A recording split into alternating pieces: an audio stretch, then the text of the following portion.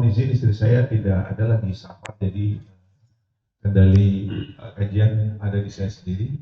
Bagi yang membawa anak kecil mungkin nggak ada ya, biasa suka ada. Saya minta izin agar bisa ditenangkan agar tidak mengganggu jalannya kajian kita, biar hikmat dan mudah menerima ilmu dari guru kita. Demikian, barakallahu fikum. Assalamualaikum warahmatullahi wabarakatuh. Waalaikumsalam warahmatullahi wabarakatuh. Recording in progress. Bismillahirrahmanirrahim. Assalamualaikum warahmatullahi wabarakatuh. Alhamdulillah, alhamdulillahilladzi la yansa man dzakara. Alhamdulillah, alhamdulillahilladzi la yudayyi'u man syakara. Alhamdulillah, alhamdulillahilladzi yajzi bihil ihsani ihsana wa bisabri najata wa ghufrana. Asyhadu an la ilaha illallah wa asyhadu anna Muhammadar Rasulullah. Allahumma salli ala sayyidina Muhammad wa ala alihi wa sahbihi wa man tabi'ahum ila yaumiddin, amma ba'd. Alhamdulillah, Bapak Ibu sekalian, kita dipertemukan kembali pada kesempatan pagi ini di majelis ilmu, satu-satunya majelis yang disinggahi oleh malaikat. Satu dari taman-taman syurga yang ada di atas muka bumi adalah majelis ilmu. Nah, maka kita bersyukur kepada Allah karena kita berada di tempat yang kemudian doa diijabah oleh Allah. Segala yang kemudian kita lakukan itu diberkahi oleh Allah. Apalagi kita dalam kondisi hujan, tapi kemudian kita masih bisa hadir, maka semoga langkah kaki Bapak Ibu menjadi asbab ya, Allah memudahkan langkah kaki Bapak Ibu menuju surga. Amin ya Rabbal alamin. Dan kita doakan yang tertahan di rumah, yang tidak bisa hadir karena hajat atau karena ada urusan yang kemudian membuat mereka tidak bisa hadir, kita doakan mereka sehat, Allah mudahkan urusannya, Allah lancarkan segala hajatnya. Amin ya Rabbal. Kalau doa, selalu upayakan mendoakan yang enggak hadir di hadapan kita. Kenapa? Karena kata Nabi, yang mengaminkan itu langsung malak dan malaikat akan mendoakan kembali hal yang sama yang kita doakan kepada orang lain secara gaib. Jadi kalau ngedoain orang gak usah cerita-cerita, diam-diam aja. Jangan kayak tren yang di depan Ka'bah itu, habis doa difotoin, ditunjukin, sudah. Kalau doain itu diam-diam saja. Baik, kita lanjut tentang hak-hak istri. Dari kemarin itu kita bahas tentang hak istri itu tidak boleh dicela fisiknya. Fisiknya tidak boleh dicela. Ibu-ibu pernah dicela sama suami? Pernah? Maka sampaikan kepada suami bahwasanya seorang istri itu nggak boleh dicela fisiknya. Itu haknya dia.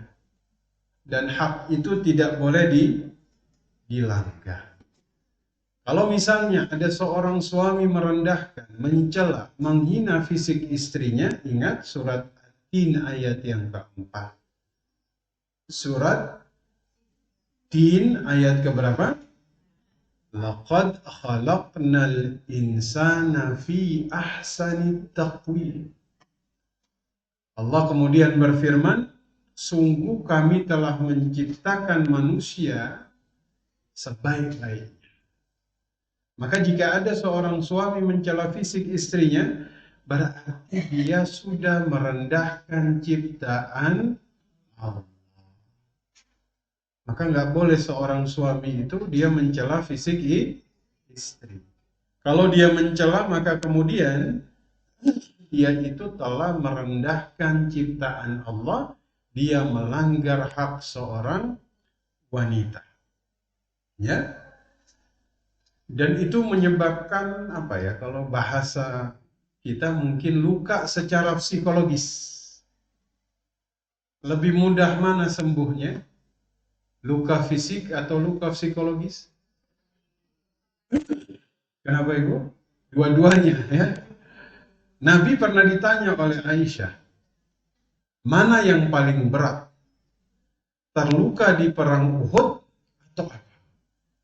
Yang paling berat ketika dakwah beliau ditolak di Taif. Karena kata-kata penolakan pada saat itu kata Nabi lebih berat.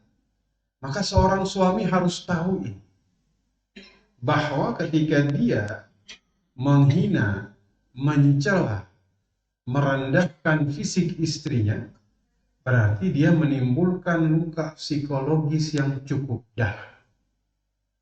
Dan itu sembuhnya lama sekali. Apalagi bagi seorang wanita ahli sejarah yang selalu mengingat, makanya betul ibu-ibu? Betul. Maka kemudian mencela fisik istri ini adalah salah satu kezaliman karena ini pelanggaran terhadap hak dia. Pelanggaran terhadap hak. Ibu-ibu tahu, istri Nabi itu dari semua istri Nabi, ya, ada istri Nabi sekitar 5 orang yang usianya itu 40 sampai 60 tahun. Berapa? 60. Bahkan baginda Nabi itu menikah dengan mereka di saat hidup mereka tuh lagi sulit-sulitnya. Lagi apa? Sulit-sulitnya. Gak ada yang perhatiin mereka. Ya, tidak ada yang melindungi mereka. Justru pada saat itu mereka ditinggal wafat oleh suami. Gak ada yang membiayai mereka. Ya, jadi ada beberapa istri Nabi itu yang umurnya 40 sampai 60. Ya, kita kasih contoh supaya nanti kita bisa lihat. Dalam kondisi apapun Nabi tidak pernah mencela istrinya atau merendahkan. Contoh, Zainab binti Khuzaimah. Itu Nabi menikah dengan Zainab saat umurnya sudah 60 tahun. Sudah berapa? 60. Jadi suaminya itu namanya Ubaidah bin Harith, wafat di perang Badar. Wafat di perang Badar.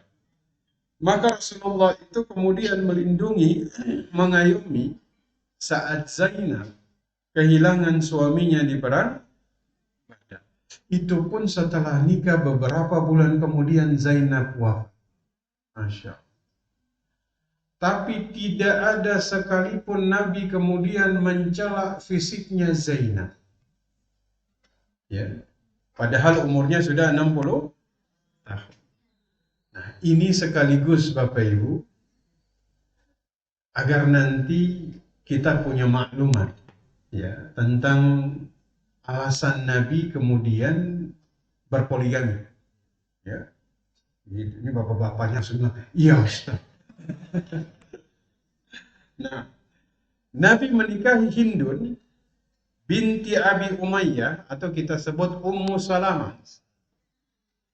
Saat suaminya itu syahid di perang Uhud.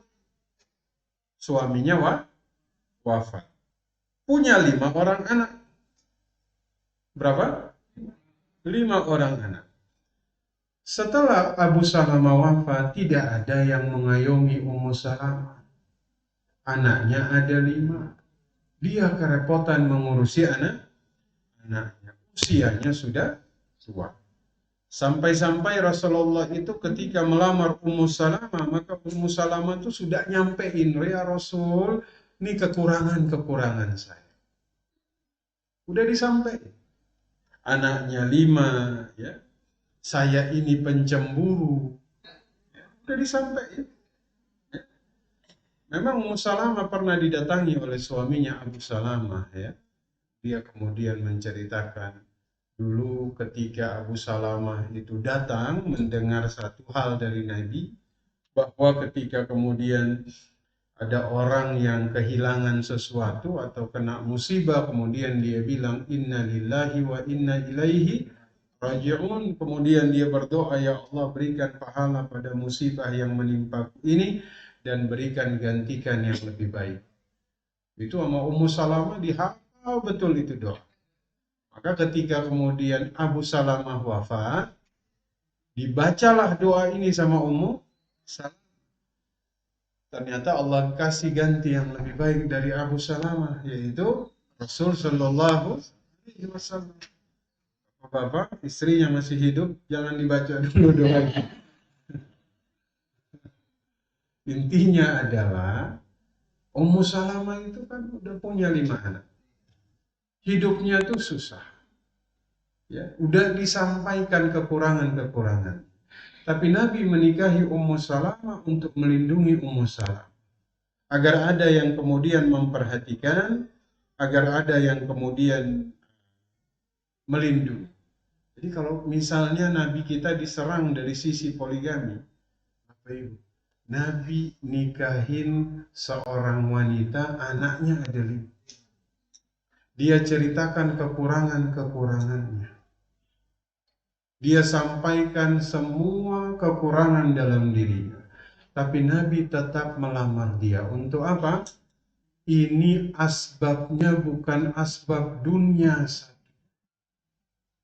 Asbabnya ini akhirat.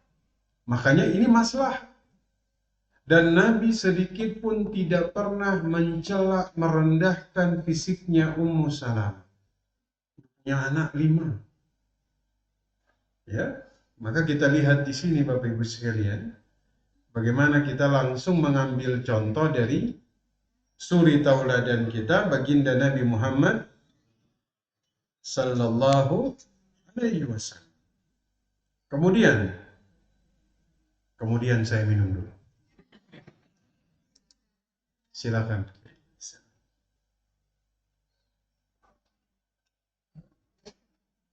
Nah, Nabi menikahi Saudah binti Zam'ah. Saudah itu waktu nikah sama Nabi umurnya 55. Umurnya berapa? 55. Saya tanya, 55 tuh kalau dari sisi usia tuh sudah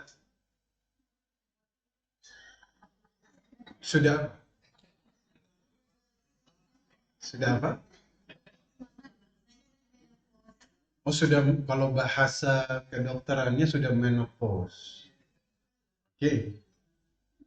Berarti kita melihat Nabi menikahi Saudah umur 55 tahun. Setelah suaminya Sukron bin Amr. Oke. Sukron bin Amr ini meninggal. Ya. Jadi Nabi itu mengangkat harkat mereka agar mereka tidak direndahkan.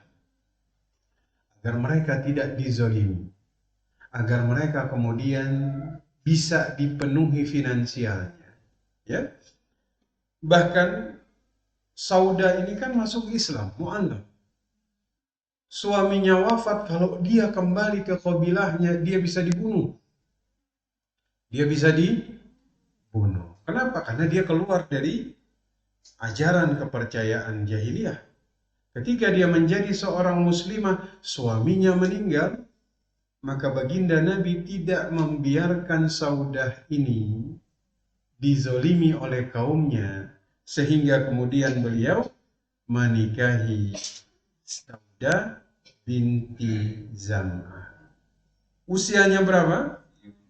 55. Apakah kita pernah mendengar Nabi merendahkan, menghina fisik istrinya?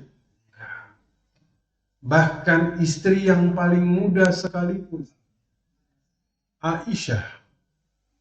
Ya, pernah suatu hari Aisyah tuh merasa dirinya fisiknya ini ya. Nabi ajak dia lomba lari. Nabi biarkan Aisyah menang agar Aisyah tuh merasa percaya diri dengan fisiknya. Masya Allah. Lihat, bukan direndahkan, tapi beliau justru meningkatkan kepercayaan dirinya. Maka sekali lagi, hak istri itu tidak boleh dicela fisiknya. Ya, kasih tahu kepada suami-suaminya, ibu-ibu ya, dan bapak-bapak di sini nggak boleh mencela fisik istri. Ya, kenapa? Karena itu merupakan salah satu hak dia. Bahkan nggak boleh kita umbar fisik istri kita, misalnya ada kekurangan, itu nggak boleh. Jangankan istri kita, orang lain aja nggak boleh. Betul? Man satara musliman satarahullahu fid dunya wal akhirah. Barang siapa menutupi aib seorang muslim, Allah tutupi aibnya di akhirat. Orang lain saja dihukumi begitu, apalagi istri sendiri. Ya. Nah, maka Bapak Ibu sekalian yang dimuliakan Allah Subhanahu wa taala. Maka Imam Hasanul Basri itu ketika ditanya, kepada siapa kemudian aku menikahkan putriku, maka akan aku nikahkan dengan orang yang bertakwa. Jika dia mencintainya, maka dia akan memuliakannya. Jika dia tidak mencintainya, maka dia tidak akan menzoliminya. Maka di antara kezaliman terhadap istri adalah dia dicela fisiknya. Ya. Ahmad bin Ambar menuturkan ada satu kisah. Ya, ada seorang ibu, ya, Ibu Saleh bin Ahmad ibnu Hanbal meninggal. Ya, kemudian Ahmad berkata kepada seorang wanita di sisinya, pergilah kepada fulanah putri pamannya, ya, pinanglah dia untuk.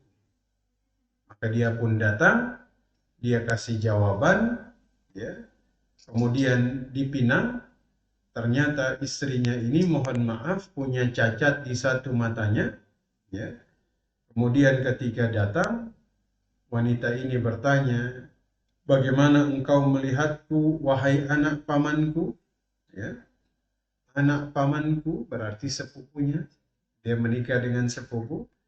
Dia bilanglah, tidak ada satupun kekurangan yang saya lihat pada dirimu, kecuali sandalmu ini putus terus disambungin lagi, kata. Yang dilihat sandalnya, bukan fisiknya. Jadi dia lihat sandalnya itu sempat putus terus disambungin. Itu doang yang dilihat.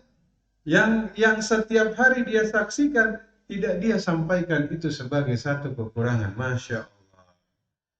Bisa dibayangkan, dalam Madarijus Salikin dikisahkan, ada seseorang menikah dengan istrinya. Salam. Ketika menikah, dia baru sadar, kan zaman dulu tuh kadang nikah, mereka nggak lihat fisik lagi, udah langsung. Nanti habis nikah baru lihat fisik. Ternyata istrinya ini cacar. Bekas cacarnya itu tampak di wajahnya. Saat kemudian dia tahu istrinya cacar, waktu ketemu pertama kali, dia tuh pura-pura bahwa matanya ini rabun. Masya Allah, 20 tahun. Untuk apa? Agar kemudian istrinya ini tidak berkecil hati karena suaminya memandangi wajahnya yang penuh dengan bekas luka cacar setiap hari. Suaminya tuh 20 tahun pura-pura rabun matanya.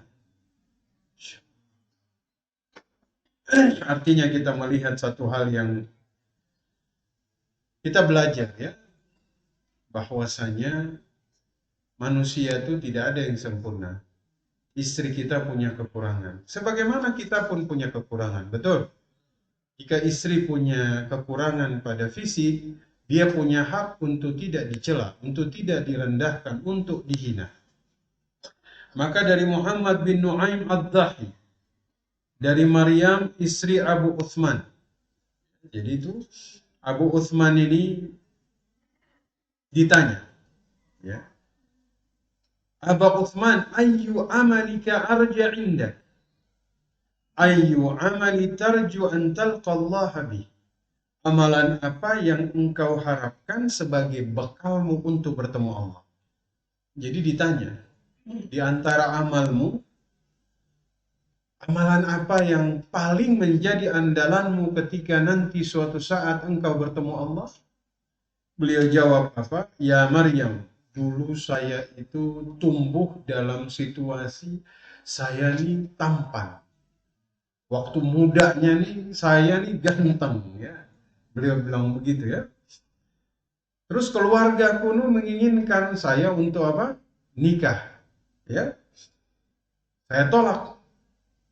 Tiba-tiba datang seorang wanita yang mengatakan, "Ya Abu Utsman, ana uhib." Saya mencintaimu, ya. Dengan cinta yang membuatku tidak bisa tidur, gelisah. Masya Allah.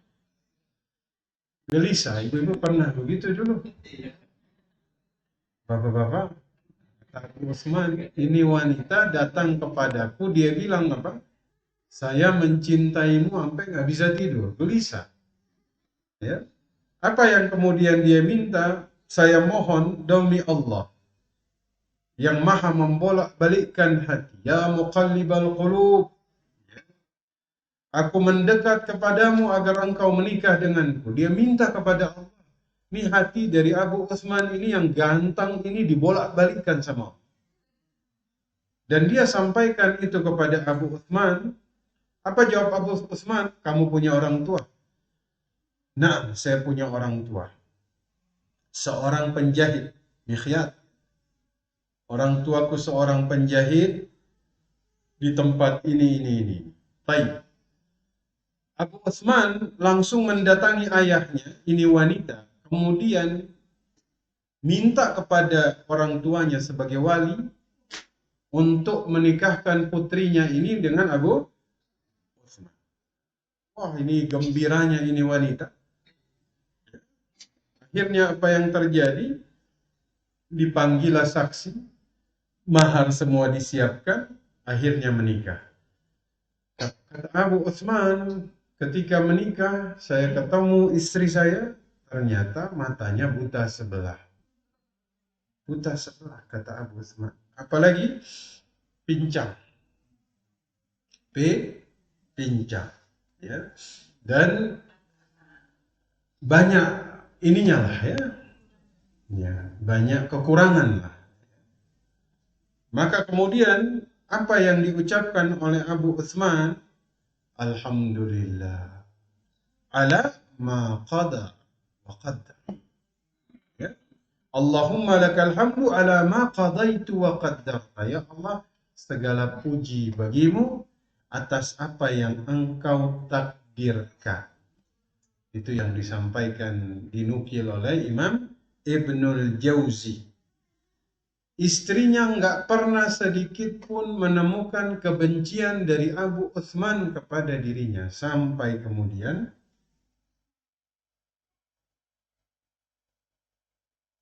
ya Allah,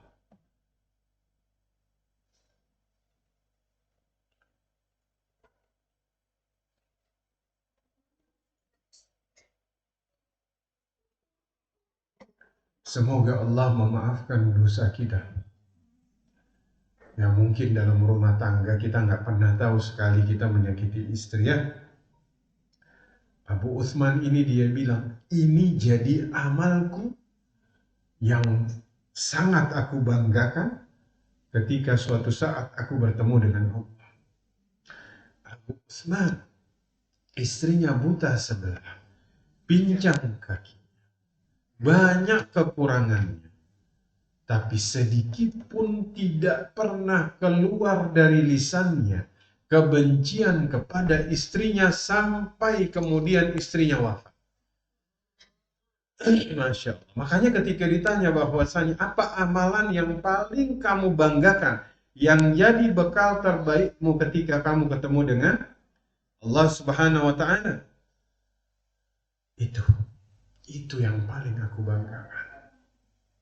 Kalaupun kemudian keluargaku mencela diriku, sampai dicela sama keluarganya, Istrinya ini sampai menuntut Abu Uthman ini harus terus berada di samping dia. Dia penuhi itu, Bapak. Sedikit pun tidak pernah dia mengeluh.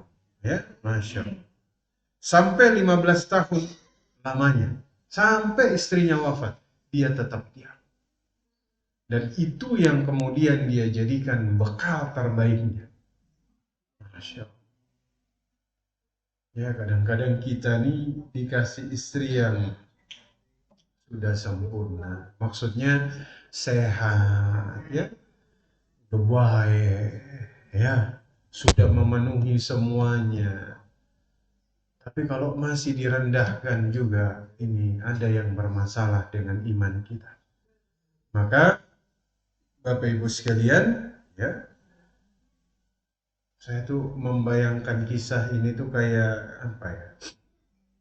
Kayak jadi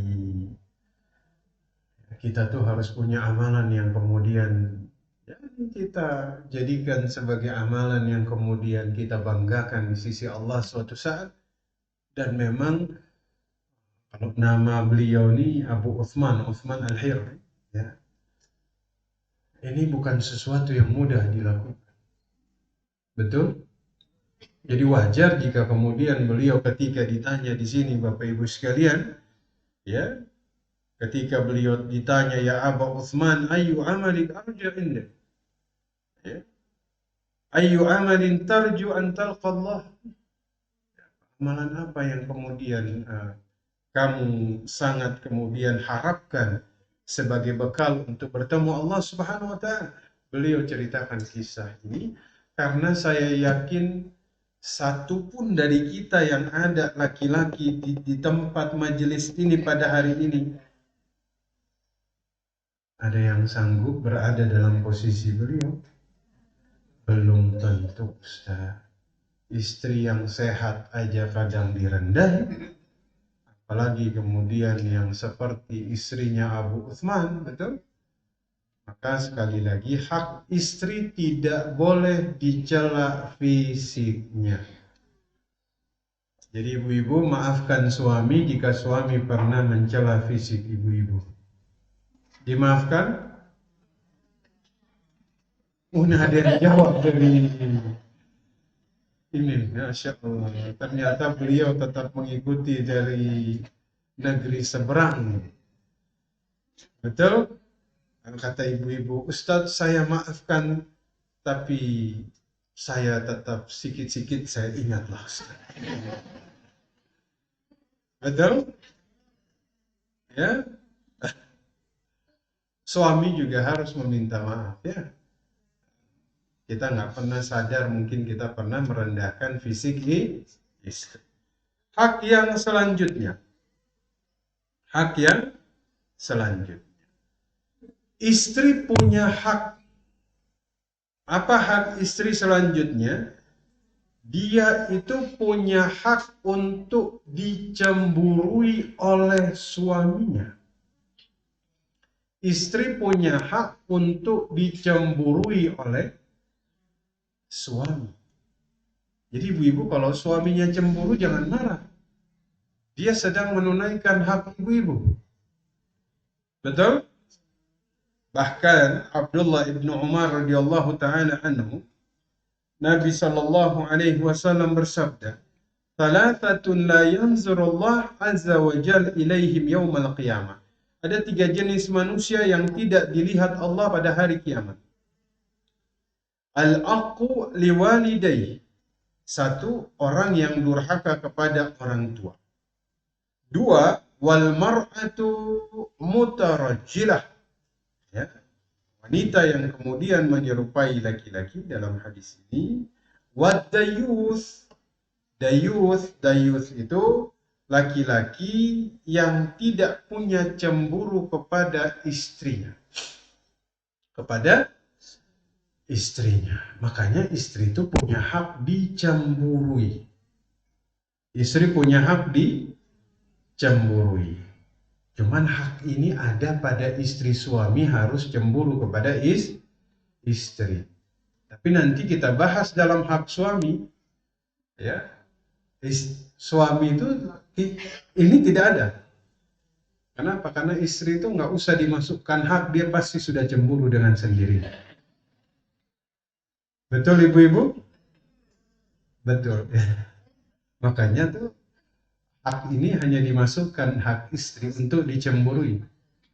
Betul. Perempuan tuh nggak usah dimasukkan hak suami adalah dicemburui istri. Dimasukin hak juga dia sudah cemburu. Betul?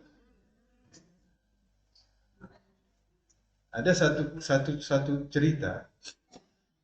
Ini yang cerita ada salah satu tokoh agama ya, dari daerah Jawa. Dia kebetulan tokoh Muhammadiyah. Beliau cerita, ngobrol-ngobrol. Beliau cerita. Jadi ada yang apa? Ya konsultasi lah gitu ya. Masalah rumah tangga. Suaminya ini pernah dulu istrinya itu cemburu sama suaminya 20 tahun yang 30 tahun yang lalu, Ustaz. Waktu itu masih di daerah Jawa. Nah, terus akhirnya karena pindah kerja ke Jakarta. Ya. 30 tahun kemudian pulang lagi ke Jawa. Ya. Suaminya bawa mobil, lewat rumah gang masuk seorang wanita yang dulu dicemburui sama istrinya. Ibu-ibu tahu, suaminya gang masuk. Suaminya tuh cuman bawa mobil, dia ngelihat begini, ngeliatin jalan, itu langsung dibahas lagi sampai berapa hari ke depan. Kata suaminya, saya harus lihat kanan, kalau nggak lihat kanan, saya kan ngelihat jalan.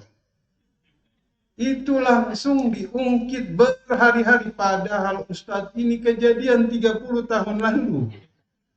Itu pun hanya cemburu saja. Masya Allah, kok bisa ke situ kita? Balik. Intinya, hak ini cuman ada di hak wanita.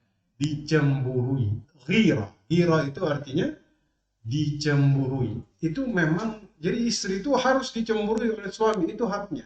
Jadi ibu-ibu kalau suami cemburu sama ibu-ibu, harus berbahagia karena dia menunaikan hak ibu-ibu. Betul? Saya cuma bilang, kenapa hak ini tidak dimasukkan ke dalam hak laki-laki? Karena otomatis. Ibu-ibu pasti cemburu. Karena laki-laki itu kalau dia nggak cemburu, dia dayuth.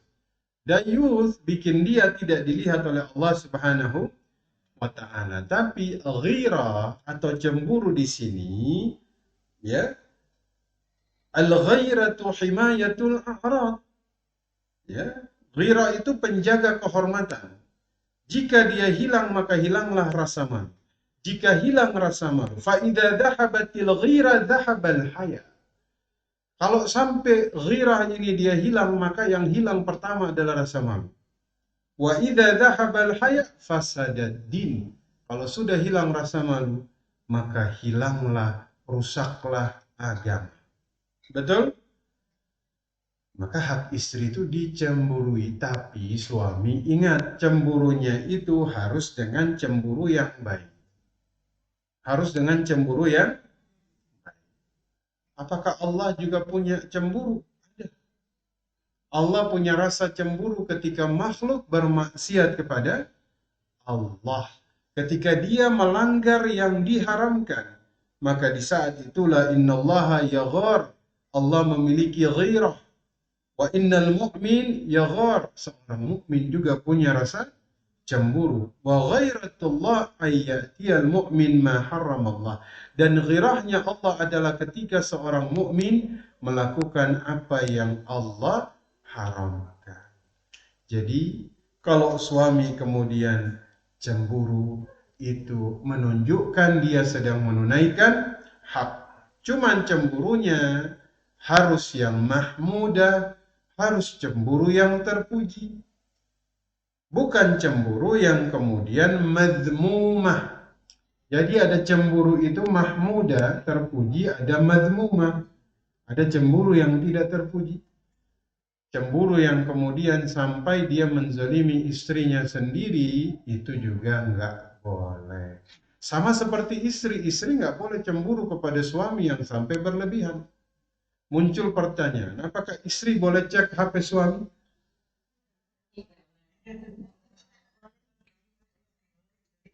Hah? Boleh atau tidak?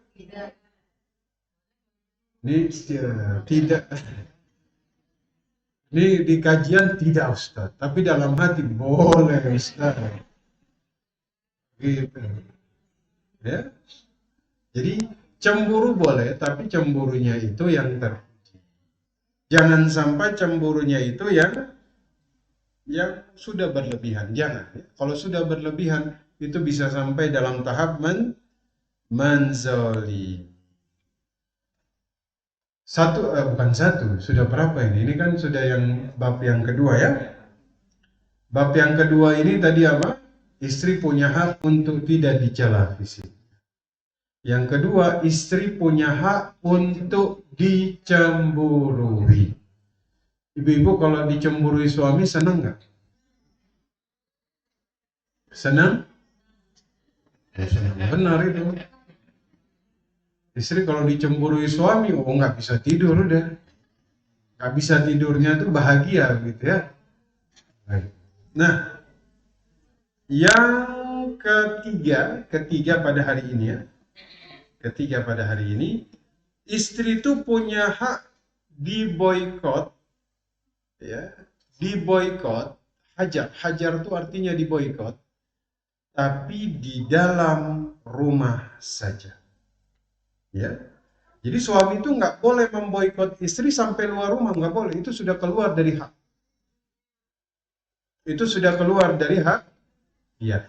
Jadi dia punya hak diboikot, misalnya dia diboikot. Kalau kita lihat dalam An-Nisa 34, itu step-stepnya tuh ada. Istri itu satu dinasihati, yang kedua diboikot, yang ketiga dipukul tapi dengan pukulan kasih sayang. Gitu. Coba gimana bapak-bapak, kalau mukul kasih sayang tuh gimana? Gimana? Pukulan yang tidak menimbulkan bekas dan rasa sakit, itu harus diingat. Bukan pukulannya tuh yang sekedar buat pukulan kasih sayang, gitu ya. Nah, boykot di sini maksudnya dihajar. Misalnya dinasehatin dia kagak dengar, maka dia masih punya hak yang kedua. Haknya adalah dia diboykot, dihajar. Ingat, bukan hajar, hajar. Hajar itu di hijrah itu berpindah kan. Hajar itu agak sedikit dijauhi. Agak sedikit apa? Dan itu hanya boleh di mana? Di atas tempat tidur. Ya, wallati takhafuna nusyuzahunna fa'izuhunna. Ya. Kalau perempuan yang kalian khawatirkan dia durhaka, dia nusyuz, maka nasihati dia, fa'izuhunna. An-Nisa 34, wahjuruhunna fil madaji'.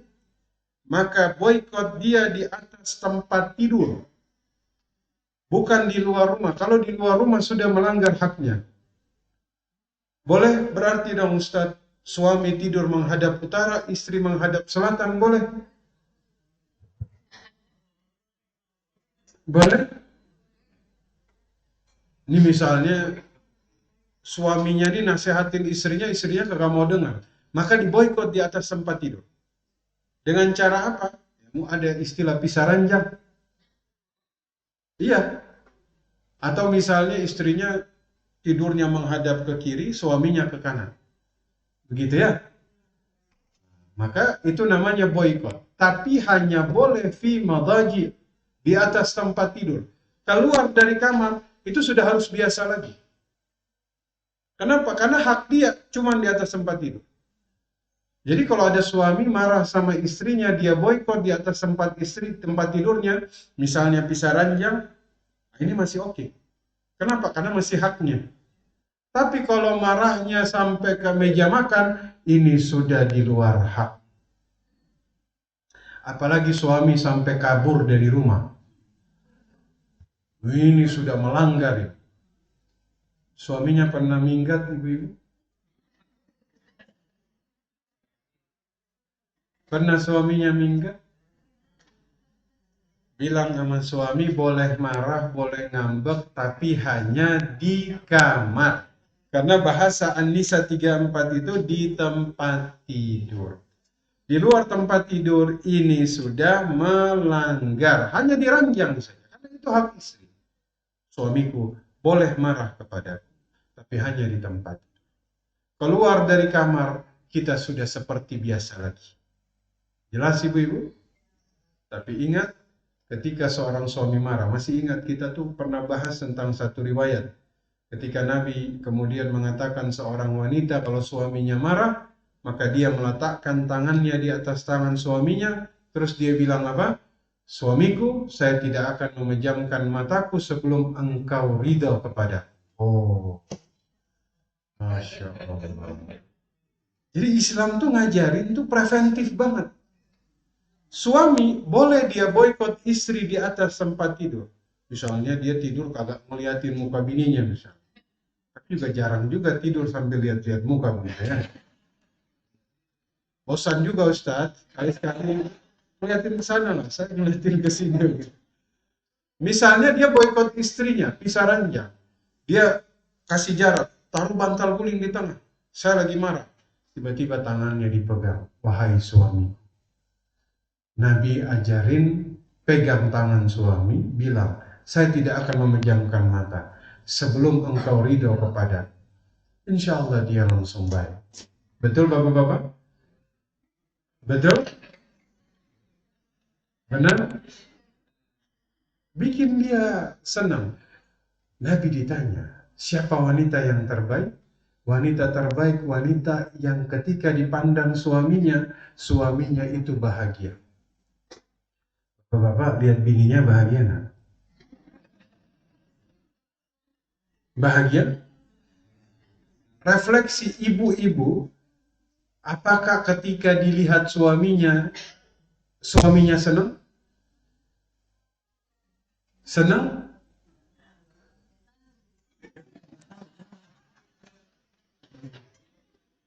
Ini jawabannya ini dari lubuk hati paling dalam. Nggak tahu. Ada yang bilang, Ustadz, tiap hari saya bawa foto istriku di dompet.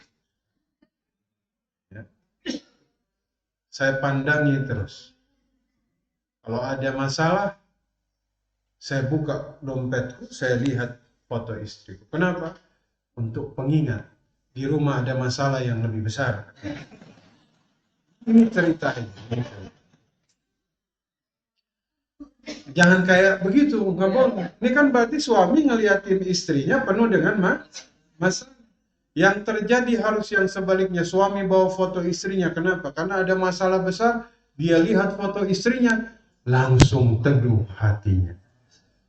Mudah-mudahan ibu-ibunya kayak begini nih. Ya, yang dipandang suaminya tentram hatinya. Ya, makanya jangan sampai suami pulang ngeliatin ibu-ibu langsung apa? Jangan. Ya, nah, maka kemudian istri itu punya hak dihajar, diboikot, tapi tidak boleh sampai melampaui batas. Ya, waktu saya pernah ditanya, Ustadz, berapa batasan waktu seorang istri itu diboikot oleh suaminya? Berapa? 3 hari. Kenapa? Karena kita tahu la yahillu li muslim an yahjura akhahu fawqa thalath. Tidak halal seorang muslim memboikot saudaranya lebih dari 3 hari. Kalau saudaranya saja batasannya 3 hari, apalagi istri. Ya, jadi istri itu nggak boleh diboikot lama-lama. Nggak boleh diboikot. Cuman kadang istri yang ngambeknya berhari-hari.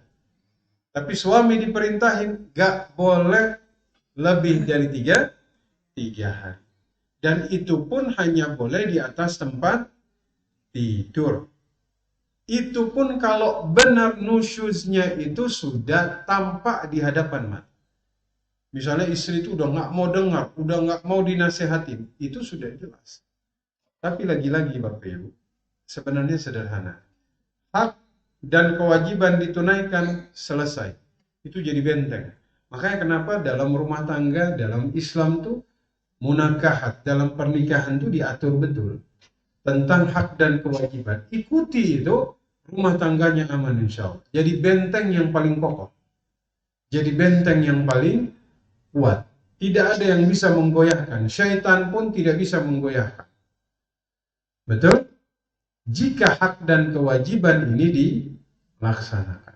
Kalau misalnya rumah tangganya masalah, coba cek adakah di antara hak dan kewajiban yang tidak ditunaikan. Kalau tidak ditunaikan maka muncul masalah. Jelas Bapak Ibu? Sudah berapa ini? Sudah 3. Maka berkaitan dengan boikot ini Bapak Ibu, ini nasihat kepada suami.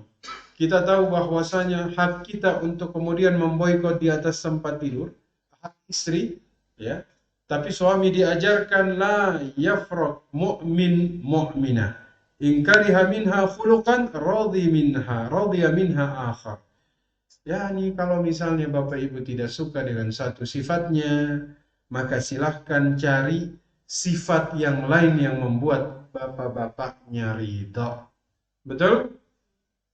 Ya. Ada satu kejadian ketika seorang suami dia mengeluh terhadap istrinya. Keluhannya, apa keluhan bapak terhadap istri? Satu, Ustaz. Cuman satu? Cuman satu. Kenapa kita kaget? Cuman satu, tapi kemudian dia membenci istrinya seperti begitu. Padahal Nabi perintahkan kalau kamu benci terhadap satu karakter istrimu, lihat yang lain, cari yang lain yang membuat kalian ridha. Saya kira beliau akan cerita banyak Ustadz ini itu. Oh ternyata cuma satu. Apa itu? Ternyata hal yang paling simpel, sederhana. Kita bilang tidak ada manusia yang sempurna. Ya, satu kesalahan masa kemudian membuat puluhan kebaikan jadi hilang. Ya. Marah itu bukan kemudian menjadi alasan kita menzalimi. Betul? Cari sifat lain yang kemudian bisa membuat kalian ridha. Jangan sampai hanya karena satu kesalahan kemudian kita menjustifikasi istri dengan kezaliman atau kemarahan. An Abi Musa radhiyallahu anhu qala Rasul sallallahu alaihi wasallam, "Kamalu minar rijal katsirun." Rasulullah itu bersabda, banyak laki-laki yang mencapai kesempurnaan. Banyak laki-laki yang mencapai kesempurnaan. Ya. Kamula minar rijali katsir. Walam yakmul minan nisa'i illa. Tapi kemudian wanita, tidaklah mereka berhasil menggapai kesempurnaan illa. Kecuali Asiyah binti Muzahim, istrinya Fir'aun. Maryam binti Imran.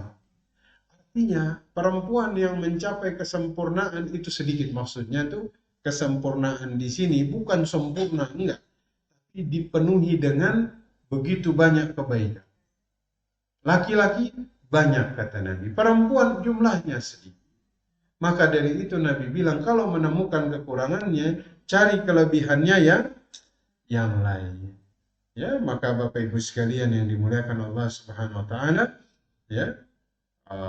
Ya ini mungkin Bapak Ibu, Bapak-bapak menemukan istrinya kurang pandai, kurang mengurusi rumah tangga, enggak usah berkecil hati. Cari kelebihan dia yang lain. Ya, dia berkecil hati, Ustadz istri saya begini-begini, besarkan hati antum. Istri antum sudah melakukan banyak hal, sudah melahirkan anak, penderitaan yang dia alami ketika melahirkan, ya kurang pas jika sekiranya kita mengorek kekurangan istri kita. Nabi perintahkan kita untuk mencari kelebihan dia, bukan untuk mengorek kekurangan dia. Kan bahaya kalau kita pintar untuk mengorek kekurangan istri, ya, tapi kita tidak pandai mencari kelebihan dia. Betul? Maka kemudian Mudah-mudahan kita tuh bisa peka. Nabi itu pekanya luar biasa waktu itu. Ya. Nabi itu kepekaannya luar biasa. Qala li Rasul sallallahu alaihi wasallam, inni la'alamu idza kunti anni radiyan. Nabi bilang kepada Aisyah, ya Aisyah, saya tahu bila engkau ridha kepadaku. Ya. Kemudian wa idza kunti ala ghadabi. Saya juga tahu kapan kamu marah kepada. Nabi itu tahu kapan Aisyah marah, kapan Aisyah lagi ridha kepada Nabi. Bapak-bapak tahu kapan istrinya marah? Mungkin zaman sekarang kita tahu. Kenapa? Karena ekspresif. Aisyah dibilang kayak begitu karena yang ditampakkan tuh semuanya baik. Betul? Tapi Nabi dalam situasi seperti itu masih bisa nangkap. Kapan Aisyah ridha, kapan Aisyah marah. Fakultu min aina ta'rif? Dari mana engkau tahu ya Rasul? Maka kemudian Nabi mengatakan, ama idza kunti anni radiyah. Kalau kamu lagi ridha kepadaku ya Aisyah, kata baginda Nabi sallallahu alaihi wasallam, ya, fa innaki takhulina la wa rabbi Muhammad. Kalau kamu lagi ridha, kamu pasti ketika bersumpah kamu bilang tidak demi Tuhannya Muhammad. Itu kata Nabi sallallahu alaihi wasallam. Wa idza kunti ghadabi qulti la wa rabbi Ibrahim. Jadi kalau lagi marah, Aisyah itu bilang tidak demi Tuhannya Ibrahim. Ini kalau Aisyah lagi marah sama Nabi, Aisyah bilangnya apa? Demi Tuhannya Ibrahim. Tapi kalau lagi ridha, Aisyah bilangnya demi Tuhannya Muhammad. Nabi itu sampai segitunya.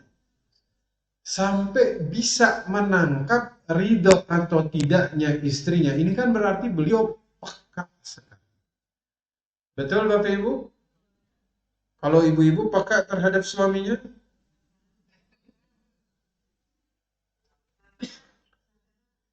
Peka? Nah, ibu-ibu ini peka. Ustadz saya tahu kapan duitnya lagi banyak, kapan dia lagi nggak punya duit. Oh itu. Pekanya luar biasa Ustaz. Itu antena saya Ustaz. Allah itu antena-antena. Antenanya menjulang tinggi Ustaz. Saya tahu Ustaz, saya hafal. Yang luar biasa itu Masya Allah. Teladan Nabi Sallallahu Alaihi Wasallam. Beliau bisa tahu kapan istrinya ridha, kapan istrinya marah. Ini berarti kepekaannya itu luar biasa. Masya Allah. Mudah-mudahan nanti kapan-kapan nih kita harus bahas juga nanti. Tapi tadi ngobrol sama Pak, kita belum hak-hak suami. Ini suami-suami ini sudah bersabar 2 pertemuan ini. Mereka sudah bersabar. Jadi kita harus penuhi dulu biar adil. Hak suami seperti itu. Nah, al-mar'atu qad-dila. Perempuan itu seperti dila. Dila itu apa? Kata Nabi, dila itu tulang rusuk. Ya. In aqamtaha kasar. Kalau kamu luruskan, patah dia. Patah. Ya, ini meluruskannya itu harus pelan-pelan. Ya. Nah, maka Bapak Ibu sekalian yang dimuliakan Allah, sekarang yang terakhir. Yang terakhir, karena kita menyelesaikan saja. Apa hak istri? Diajarkan ilmu agama. Itu hak istri. Diajarkan ilmu agama. At-tahrim, ya ayyuhalladzina amanu qu anfusakum wa ahlikum. Wahai orang beriman, pelihara dirimu dan keluargamu dari api neraka. Berarti istri punya hak. Kalau saya bilang istri punya hak, berarti itu kewajiban pokoknya segala hak yang kita bahas 2 pertemuan ini, para suami harus ingat, berarti itu kewajiban suami. Ya. Maka istri itu, dia punya hak mendapatkan ilmu agama. mendapatkan ilmu agama.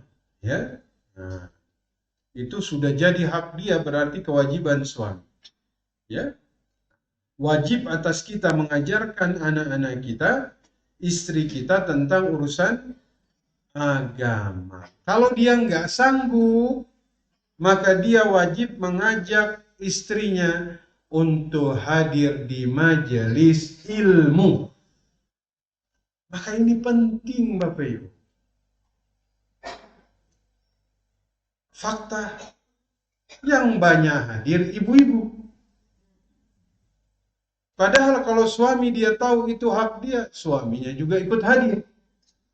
Karena dia nggak bisa mengajarkan, maka dia ajak istrinya untuk hadir di majelis ilmu. Nah, jadi nggak boleh ada suami misalnya, ayo ngaji di kajian Islam Madinah, udah kamu aja, saya di rumah aja.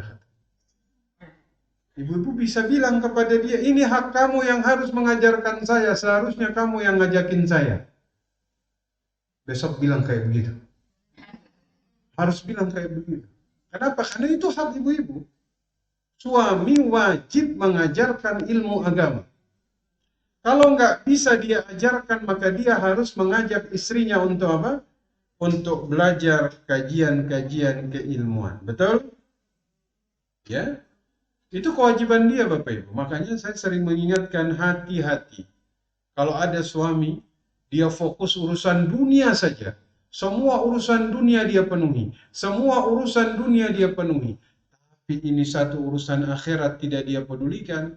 Hati-hati. Besok-besok ketika istrinya tidak paham ilmu agama, ditanya di akhirat, dia bilang, suamiku tidak menunaikan kewajibannya. Saya punya hak untuk dapat ilmu agama, tapi suamiku dia tidak menunaikan. Nah, bapak-bapak dipanggil saat itu, ditanya, kenapa istrinya tidak diajarkan ilmu agama? Padahal itu adalah hak dia, ya. Nah, itu yang terakhir. Nanti hak suami kita bahas di pertemuan berikut.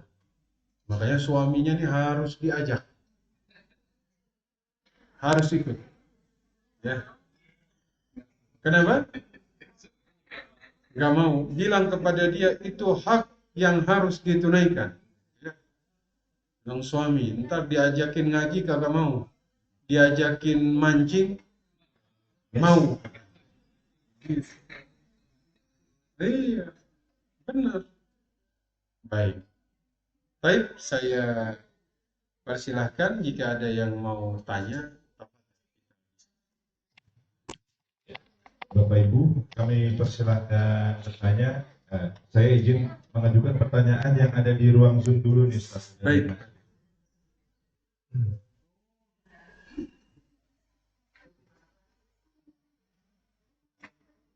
Ustaz, bagaimana menanggapi suami yang suka marah padahal dia yang salah? Masya Allah. Menanggapi suami padahal dia yang ada yang begitu di sini? Banyaklah. Memang karakter laki-laki itu, kalau misalnya dia salah, jangan langsung disalahin dulu ibu-ibu. Apalagi di depan kenapa? Karena dia tuh punya muruah, dia punya kehormatan. Kalau dia salah, ada di hadapan orang-orang, jangan langsung diladenin, biarin dulu. Apalagi ada orang. Nanti sudah selesai, baru kemudian bilang kepada dia pelan-pelan, pasti dia dengar. Betul? Misalnya dia marah, dia salah kemudian dia marah, jangan ikutan marah. Ya. Kemarahan tuh kalau bertemu dengan kemarahan, maka hati akan saling berjauhan. Betul? Hati kalau sudah berjauhan, maka harus saling teriak agar bisa saling mendengar. Padahal jaraknya depan-depanan, betul? Kan kalau nasihat Nabi itu, la taghdab. Ya Rasulullah, ausini bi khairan. Nasihati aku dengan kebaikan. Apa jawab beliau? La taghdab, jangan marah. Nanya lagi, ausini khairan, la taghdab. Nanya lagi, ausini khairan, la taghdab. Itu 3 kali diulang sama Nabi. Karena kalau kemarahan itu sudah muncul, akal ini tertutupi. Akal kalau sudah tertutupi, dia sudah tidak tahu mana yang salah, mana yang betul. Yang dia tahu saya benar, padahal dia salah. Maka kalau suami lagi marah, sebisa mungkin ibu-ibu diam. Tapi biasanya kalau suami marah, ibu-ibu juga ikutan, akhirnya saling teriak. Kalau sudah saling teriak, hati itu sudah berjauhan sudah. Padahal kan kalau misalnya hati lagi berdekatan, dekat, gak usah harus berteriak. Berbisik pun kedengeran, betul? Betul? Ngobrol jarak dekat, bisik pun kedengeran. Tapi kalau sudah marah, teriak pun gak kedengeran. Makanya bagaimana menyikapi suami yang suka marah padahal dia yang salah? Diamkan dulu, sabar dulu, habis itu baru diskusi dengan dia. Wallahu a'lam bishawab. Ya, karena begini, Nabi Shallallahu Alaihi Wasallam mengatakan, "Idza ghadiba ahadukum falyaskut." Idza ghadiba ahadukum falyaskut. Jika ada salah seorang di antara kalian marah, maka diamlah. Maka apa? Diamlah. Apalagi suami yang marah, sudah diam dulu. Nah, ini juga berlaku sebaliknya. Kalau istri lagi marah,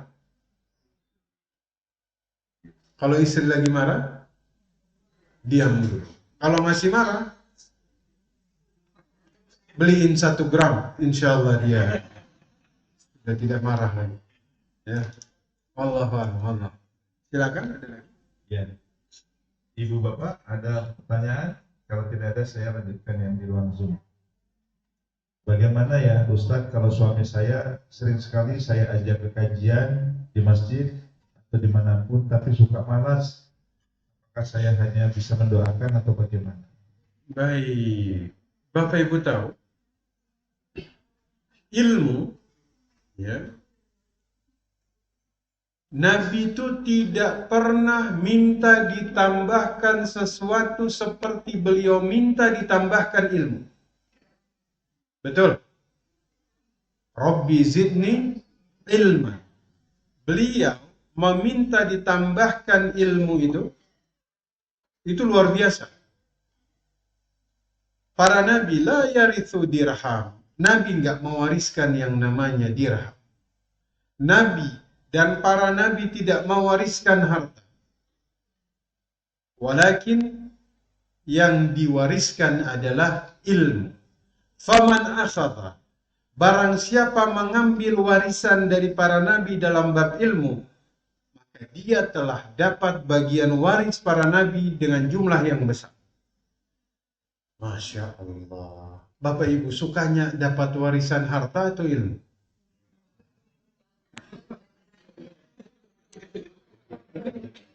Ini jawaban penuh keraguan-raguan ini. Dua-duanya. Amin ya Rabbal. Tapi warisan ilmu itu warisan dari para nabi. Dari para nabi. Bahkan seorang wanita yang jika ditinggal suaminya, dia mengurusi anak-anaknya untuk belajar ilmu agama, maka dia itu bisa dapat syurga.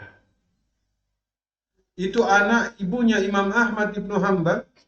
Pagi hari itu Imam Ahmad tuh udah disiapin berangkat ke masjid belajar ilmu agama. Maka belajar ilmu agama itu adalah utlubul ilm, menuntut ilmu itu hukumnya wajib, Bapak Ibu. Wajib hukumnya. Betul? Itu hukumnya wajib.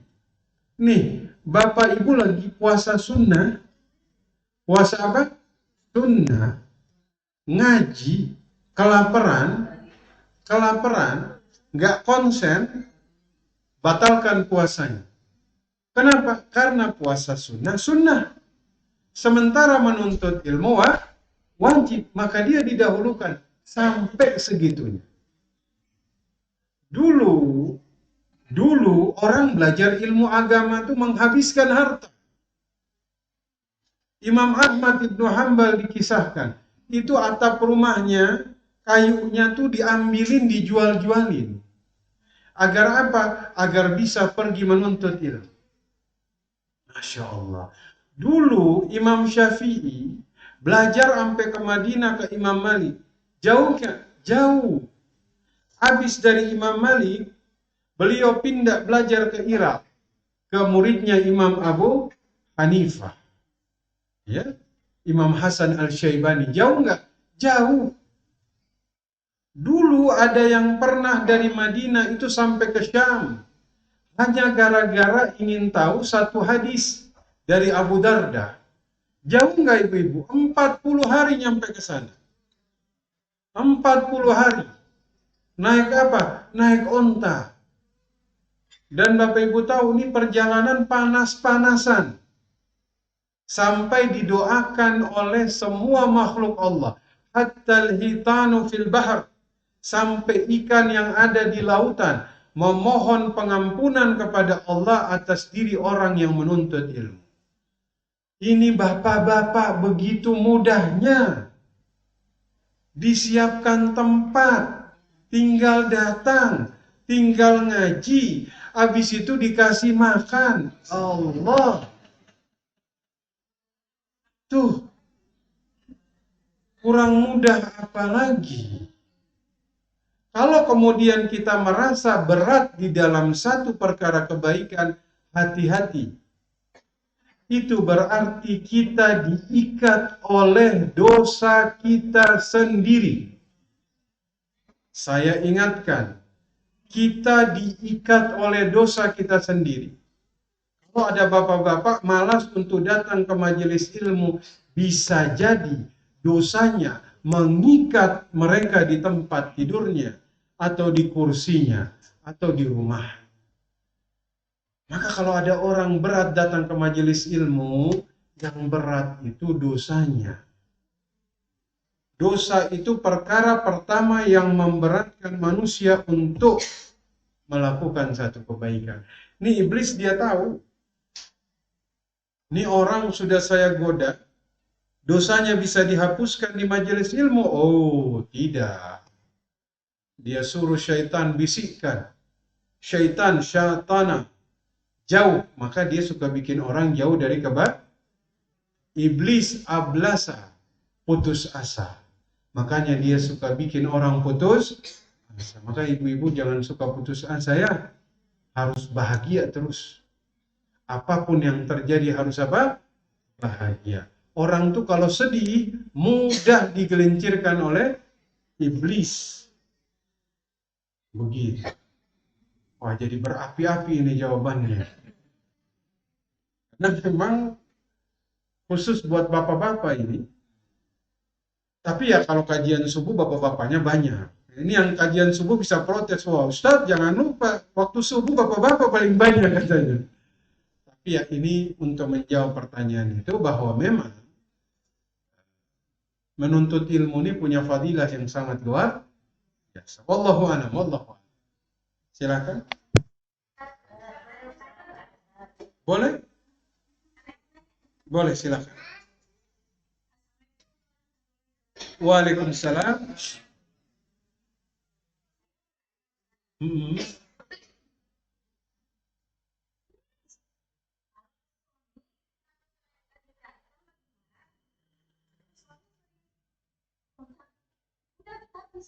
Hmm. Hmm.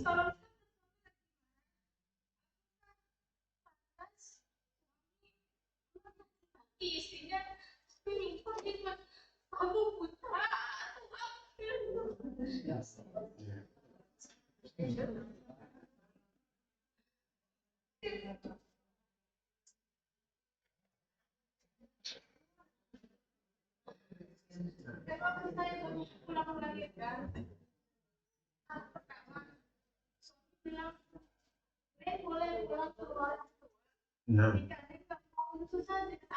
baik, baik, baik, baik. Nah, nanti Pak D kita ada satu judul khusus tentang talak, ya. Begini, talak di saat marah. Talak itu ada dua. Satu syariah, yang dua kinayah. Syariah ini talak yang diucapkan dengan penuh kesadaran.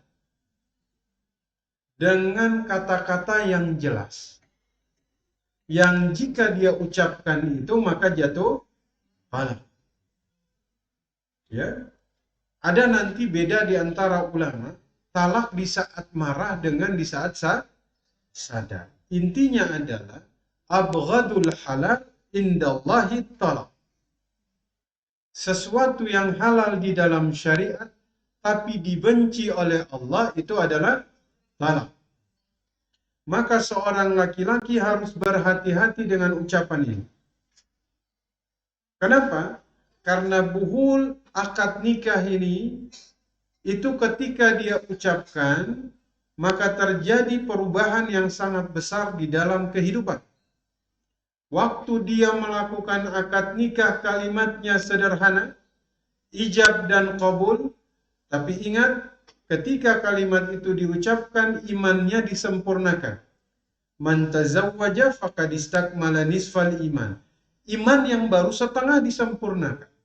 Yang haram jadi halal. Yang maksiat jadi ibadah.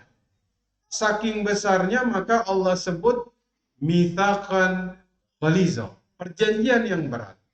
Maka tidak sepantasnya dia ucapkan ini dengan mudah. Kenapa? Karena Allah itu menghalalkan tapi dibenci. Itu satu. Ucapan lafaz talak yang kedua itu kinayah. Kinayah ini adalah ucapan dengan bentuk perumpamaan. Jika uruf suatu daerah atau kebiasaan suatu daerah mengucapkan misalnya, kamu pulang ke rumah orang tuamu berdasarkan uruf, berdasarkan kelaziman, berdasarkan kebiasaan di satu tempat, itu berarti talak. Dan niat dia saat mengucapkan kamu pulang saja ke rumah orang tuamu, niat dia pada saat itu talak dengan ucapan kinayah, maka itu dihukumi jatuh talak. Oke. Maka kayaknya kita harus bahas nanti setelah hak suami, kita bahas khusus tentang talak. Laki-laki dikasih hak talak.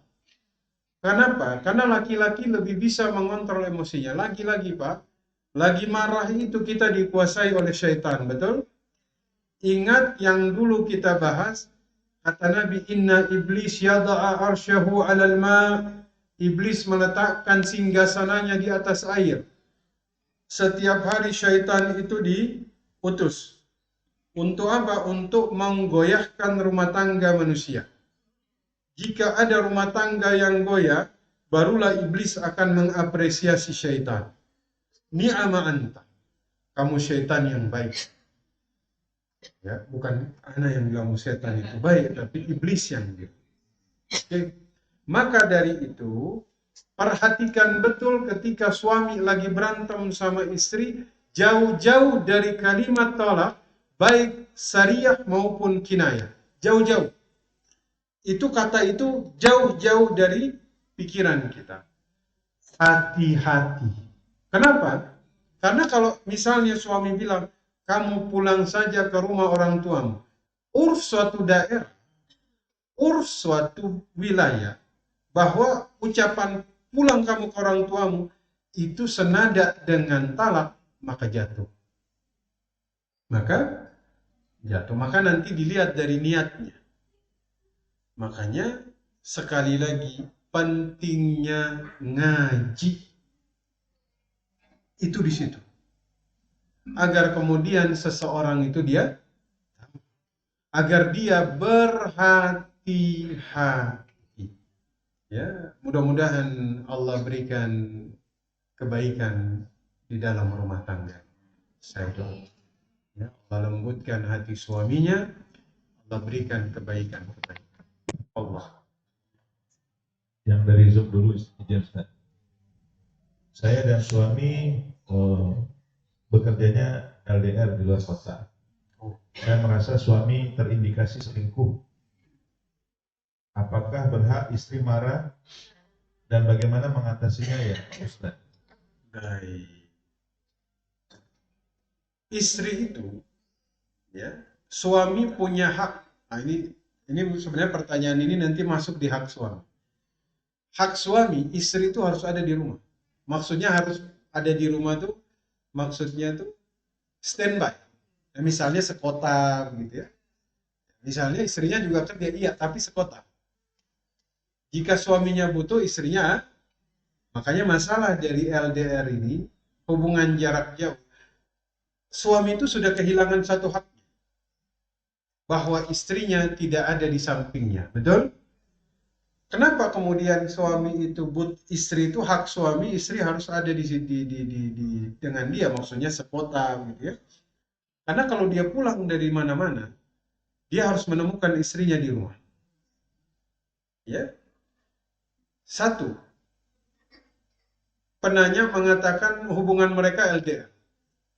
Terindikasi kata dia bahwa suaminya selingkuh. Apa yang harus dia lakukan? Ikut tempat suaminya, tinggal di situ sama suaminya. Insya Allah beres itu urusannya. Kenapa? Tadi saya bilang, kalau ada rumah tangga itu dia bermasalah, pasti ada hak yang kemudian tidak tertunaikan. Betul? Pokoknya identifikasinya tuh mudah, gampang. Kalau ada hak yang tidak terpenuhi, maka nanti goyang. Itu saja. Caranya bagaimana? Penuhi hak itu, tutupi, maka itu jadi benteng yang paling kokoh. Ya, seperti itu. Wallahu a'lam bishawab. Wallahu a'lam. Ada dari ibu-ibu, bapak-bapak pertanyaan? Oh, ibu yang silakan. paling dulu. Silakan. Waalaikumsalam warahmatullahi wabarakatuh.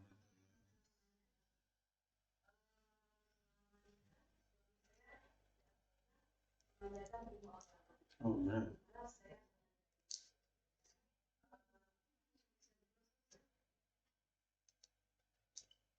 Ya, Bu. Baik. Baik. Jadi, nah. Baik. Nah. Nah.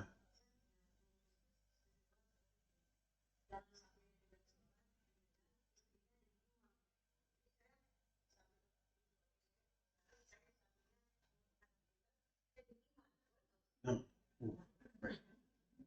Nah, dulu ya, saking pentingnya menuntut ilmu, ya. Wah, saya dari tadi bilang jadi makin, tapi insya Allah ini niat baik. Kapan-kapan nanti kita bahas tentang urgensi menuntut ilmu, karena kasus ini muncul dari ketiadaan menuntut ilmu. Dulu tuh kayak Imam Abu Yusuf saja udah mau meninggal, udah sakratul maut, itu masih sempat nanya tentang salah satu hukum agama. Kenapa? Mereka ingin di saat terakhir pun itu masih menuntut ilmu agama. Bisa dibayangkan? Saat yang paling kritis dalam hidupnya itu masih coba nanya tentang satu perkara agama. Saat itu bertanya, lebih utama mana? Melontar dalam keadaan naik onta atau jalan kaki? Itu karena apa? Karena pengen dalam keadaan meninggal itu dalam situasi menuntut ilmu. Ketika diskusi yang ditanya jalan balik lagi, beliau udah meninggal. Masya Allah. Masya Allah. Apakah kemudian istri boleh mengimami suami dalam keadaan darurat? Gak boleh. Untuk sholat, gak boleh. Keadaan darurat apapun, seorang wanita itu tidak bisa mengimami jamaah laki-laki, apapun yang terjadi. Jelas Ibu? Bahkan dulu di zaman Umar bin Khattab, zaman dulu itu, jadi dulu tuh ada kutab. Kutab tuh tempat anak-anak itu belajar hafalan Quran. Saat itu jamaah-jamaah perempuan ini diimami walaupun oleh seorang anak yang dia sudah balik dan dia sudah punya hafalan Quran, maka dia yang jadi imam. Jelas Ibu ya? Nah, jika misalnya suami tidak menunaikan kewajiban itu, maka istri doakan suami. Ya, ridha, ikhlaskan hak yang dulu tidak tertunaikan. Kalau itu kita bilang dia iqalah, dia melepaskan hak. Ya, maafkan suamiku ya Allah karena tidak melakukan kewajibannya dalam urusan agama. Itu namanya pelepasan hak. Ya, wallahu a'lam. Wallahu a'lam. Baik, saya lanjutkan pertanyaan Ustaz. Pernikahan itu wajib ada mahar tidak ya Ustaz? Oh, Masya Allah. Ini bahas bab mahar. Kita udah pernah bahas mahar belum? Udah. Harus ada mahar. Harus ada mahar. Walaupun misalnya nggak ada pada saat itu kemudian terhutang, boleh. Tapi harus ada mahar. Ibu-ibu dulu maharnya berapa?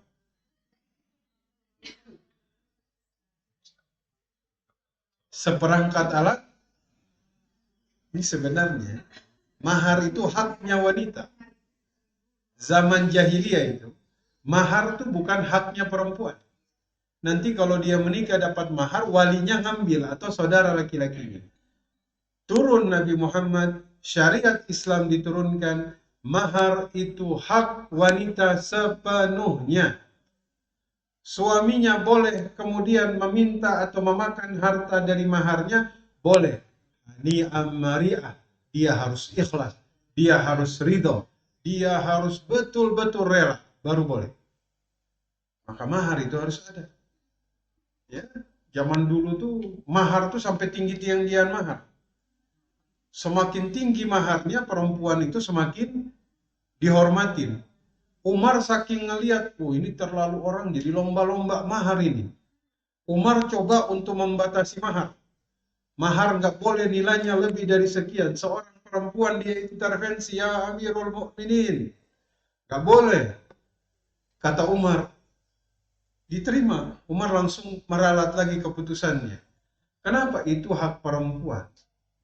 Ya, maka mahar itu boleh, tapi sebaik-baik wanita juga yang tidak terlalu memberatkan.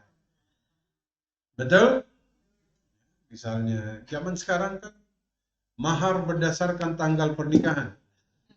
Misalnya hari ini tanggal berapa? 1 bulan tahun, berarti biasanya berapa? 1.200.000, 26 sampai 26 perak. Nanti kalau ini jangan 1 juta, 10 miliar, 200 juta. Begitu ya. Tanggal nikahnya hari ini misalnya. Kata calon istrinya, suamiku sesuai tanggal. Senang calon suaminya, alhamdulillah. Wahai calonku. Berarti berapa? 1 juta? Bukan 10 miliar. Kata suaminya, baik calon istriku, saya cari yang lain saja. Allah. Ada lagi? Ada beberapa nih Ustaz ya Pak.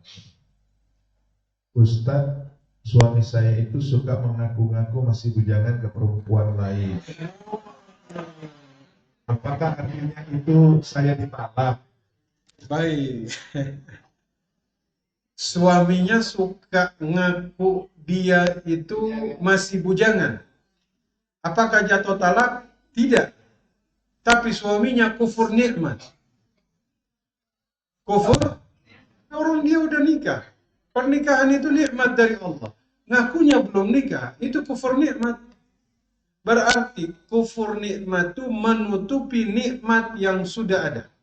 Satu. Yang kedua, dia bisa masuk gish. Penipuan. Tadlis. Penipuan. Banyak itu konsekuensinya itu. Bapak-bapak hati-hati.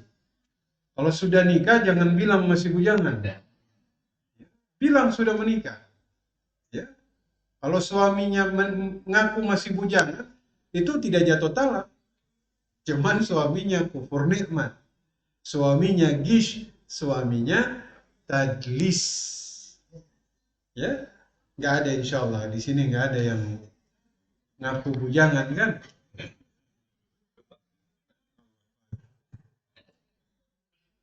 Ustadz, istri itu wajib membayarkan hutang suami ya?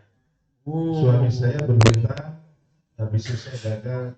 Apakah saya wajib membayarkan hutangnya? Nah, masya Allah. Istri wajib bayar hutang suami. Udah langsung. Udah dijawab. Istri itu tidak wajib bayar hutang. Kalau suami,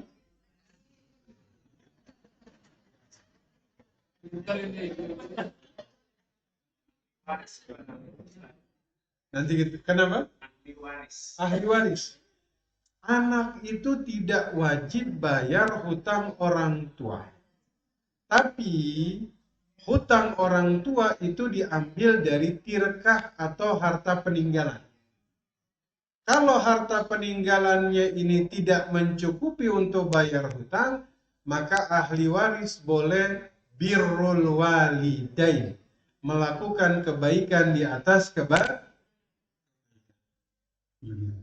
Allah. Allah. Yang berikutnya, Ustadz, saya dan suami bisnis bersama. Kata suami, hasilnya itu adalah nafkah buat saya, jadi dia tidak memberi lagi secara rutin. Apakah benar demikian? Ibu-ibunya langsung protes. Wah, kan bisnis bersama itu berarti syirkah. Syirkah itu berarti kerja sama. Kalau kerja sama berarti di sini ada sahibul mal, ada dharib, atau misalnya syirkahnya itu masing-masing punya modal. Dapat keuntungan yang dikasih ke istri, itu keuntungan berdasarkan akad syirkahnya. Bukan nafkah dari situ. Tapi banyak begitu.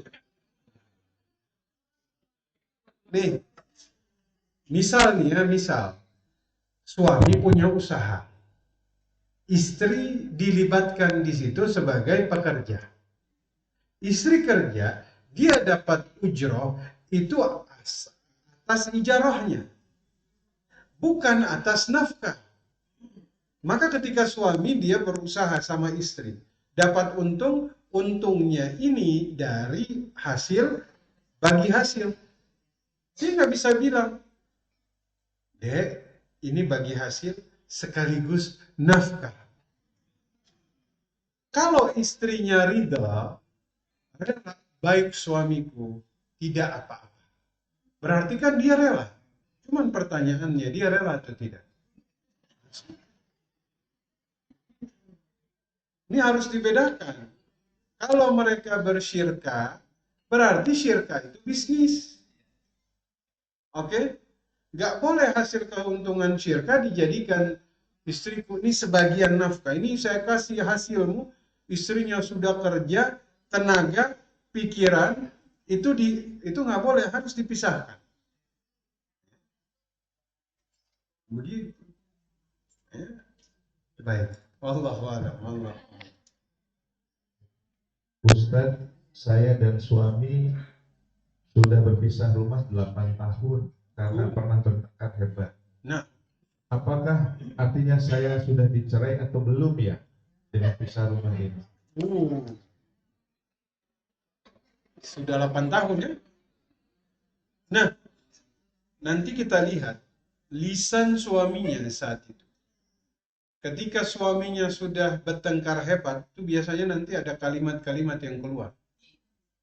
Entah syariah, entah bukan syariah, sari, ya, syariah, sari, sari, atau kinayah. Jika kemudian itu muncul, nah, maka sudah jatuh itu. Ya, kalau sudah jatuh, ya berarti sudah jatuh. Kalaupun misalnya 8 tahun, ternyata hanya ribut, suaminya tidak menyebutkan, maka dia boleh ke hakim untuk memfasakh membatalkan pernikahannya. Ya, tapi kalau juga dia meninggalkan 6 bulan tidak dia ini, maka kemudian hakim boleh memutuskan tali ikatan pernikahan. Wallahu a'lam. Ini kok hak istri nih jadi nanti kita bahas ya. Jadi ke mahar, ke syirkan, luar biasa ini ya. Masya Allah. Ustaz, sekarang kan susah mencari nafkah. Saya sedang tidak ada pekerjaan, tapi istri saya ditawari pekerjaan afiliator sosial media, berjualan lewat sosial media. Saya izinkan atau tidak ya Ustaz? Nah, darurat karena memang tidak ada nafkah penghasilan sama sekali. Afiliator kerja dari rumah. Istrinya hanya ngiklanin saja. Yang penting kemudian tidak membuka aurat, dia bisa menjaga kehormatan. Ya. Jika dia bisa melakukan itu, maka kemudian nafkah dari istri, ya, maka suaminya itu terima sedekah dari istri. Ya. Karena ketika istri memberikan kepada suami, jatuhnya sedekah. Allah.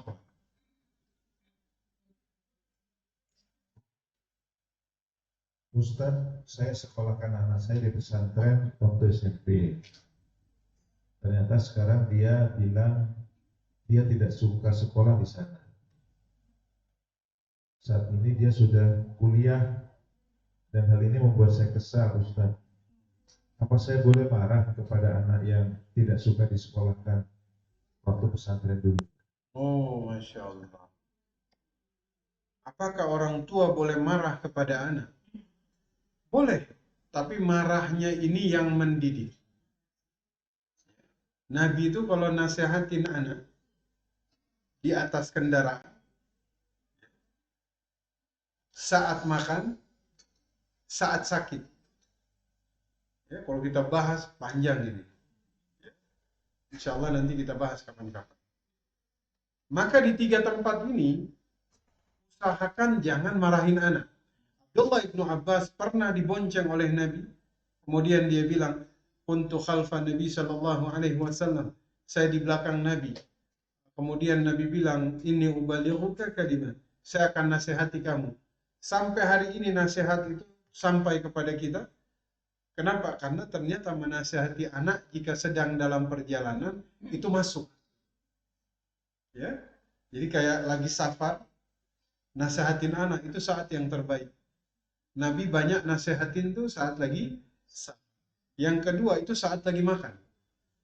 Nabi itu suka nasihatin, makanya dulu sahabat tuh suka bawa anak-anaknya ikut makan bersama karena nanti Nabi itu suka nasihatin saat makan. Kemudian saat sakit, ya, ada seorang anak Yahudi yang menemani Nabi.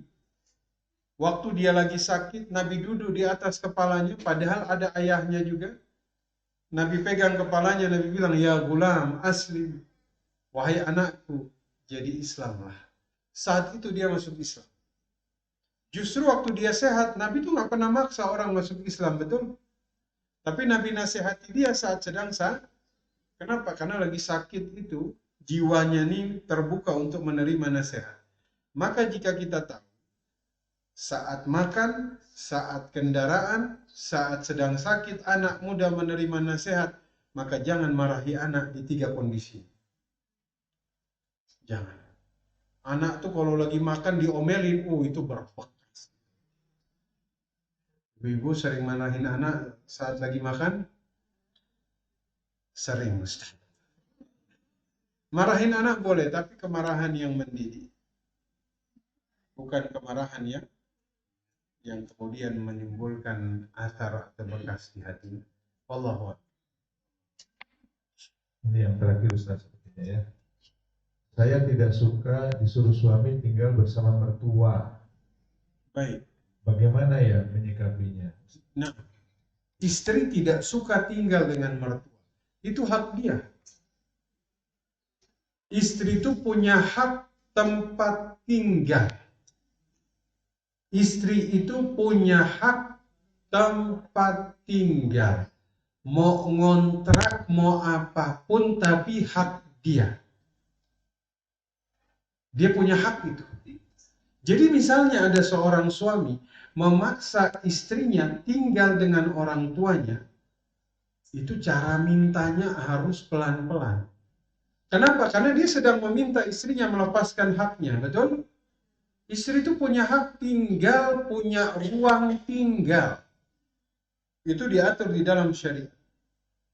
Maka jika ada seorang laki-laki, wahai istri, saya izin karena nanti yang saya minta melanggar hakmu. Kamu mau tinggal bersama orang tua, saya izin karena ini hakmu. Itu kenapa? Itu kan hak dia. Jadi kalau ada suami paksa, pokoknya nggak mau tahu, harus tinggal dengan orang tua. Ini sudah dia meminta melanggar hak, mintanya pun paksa.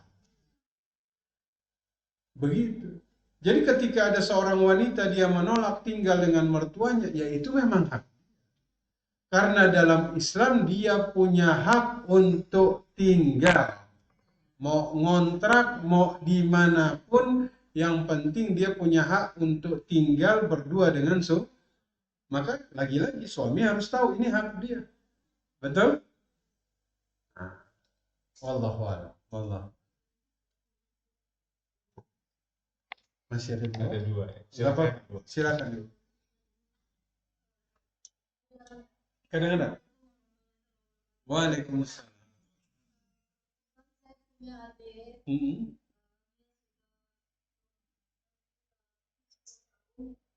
Tapi dia sudah 4 tahun ini sudah pisah ranjang. Nah, Sudah pisah ranjang dan ekstra di rumahnya, tapi pada serumah. oh, baik. Masuk rumah. Siap. Nah, bagaimana cara saya bisa menasehati diri saya? Baik. Kadang saya sampai kesannya itu ya udah kalau memang sudah nggak bahagia ini rumah gitu. Baik. Baik. Gitu. Sama satu lagi saya punya adik lagi. Terus Nah, udah menikah sih sekarang. Terus mama saya kasih syarat, iya sama suaminya itu waktu menikah boleh nikah sama putri saya, tapi tidak boleh dibawa pergi. oh, baik. Karena mama saya sendiri gitu. Oh, nah. Tapi kemudian sama suaminya itu menyetujui. Nah, siap. Karena itu dosa buat mama saya. Mama, oh, iya, baik. Baik. Pisah ranjang. Tadi ingat, boykot fil madaji di tempat tidur, hanya di tempat tidur. Kalau sampai 4 tahun, ini kemungkinan bukan di tempat tidur, tapi di semua tempat di dalam rumah dia boykot. Betul ya? Sampai 4 tahun itu udah satu rumah itu saling boykot. Ya. Kalau boykot sudah melewati itu, berarti sudah melanggar hak. Ya. Kalau misalnya mereka berdua tidak menyelesaikan, maka mereka tenggelam di dalam penelantaran hak dan kewajiban suami istri. Maka itu selama 4 tahun dosanya jalan terus itu. Kayak argo, Pak. Kalau ada pahala jariah, maka ada dosa jariah. Ya. Dua-duanya. Karena kalau saling marahan, dipastikan hak dan kewajiban dua-duanya dilanggar. Betul ibu-ibu? Satu. Ini contoh paling sederhana. Lagi marahan, udah 4 tahun pisah ranjang. Berarti hak istimta sudah tidak dipenuhi. Hak istimta itu termasuk hak biologis. Ini baru dari satu saja ini. Belum yang lain-lain. Maka mereka berdua kemungkinan sama-sama menjalani dosa selama 4 tahun. Karena penelantaran hak dan kewajiban. Dan itu statusnya zalim. Nggak boleh lebih dari 3 hari. Ini sudah 4. Sarankan mereka untuk islah. Islah itu berdamai. Ya, jangan sampai kemudian ini bikin keduanya itu berkekalan di dalam perbuatan dosa. Ya. Yang kedua, ibunya bilang kepada suami, syaratnya tolong tinggal di sini. Suami terima, insya Allah itu tidak apa-apa. Kenapa? Karena haknya itu justru di istri, bukan di suami. Istri itu harus punya hak tinggal. Maka di sini ketika suami mengiyakan, insya Allah tidak apa-apa. Ya, wallahu a'lam. Terakhir, silakan Ibu. Oh, masih ada 2 rupanya. Oh, masih ada 3 rupanya. Siap, waalaikumsalam.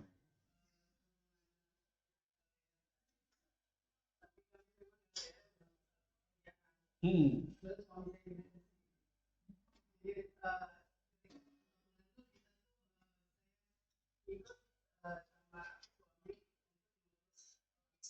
Nah, nah,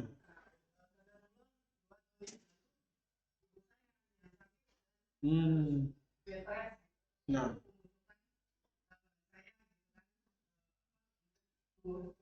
nah,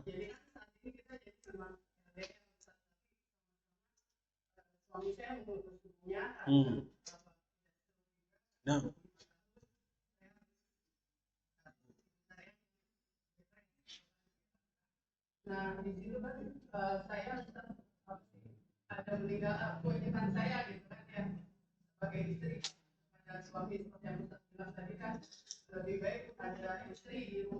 nah. Baik. Nanti kita bahas dalam hak suami ya. Banyak wanita ini saja bukan langsung ke ini pertanyaan.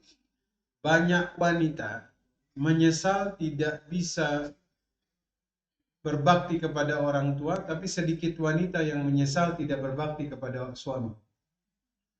Hak suami nanti dalam rumah tangga dengan orang tua, hak suami itu lebih tinggi. Jika ibu sudah izin suaminya ridha, alhamdulillah. Ya, jadi ini pelajaran bagi ibu-ibu, hatta mau jenguk orang tua lagi sakit atau merawat, izin dulu sama suami. Ya, nah nanti kita bahas di hak-hak suami di pertemuan selanjutnya. Ya, singkat saja. Ya, aman. Insyaallah. Silakan. Ya, 2 terakhir. Waalaikumsalam.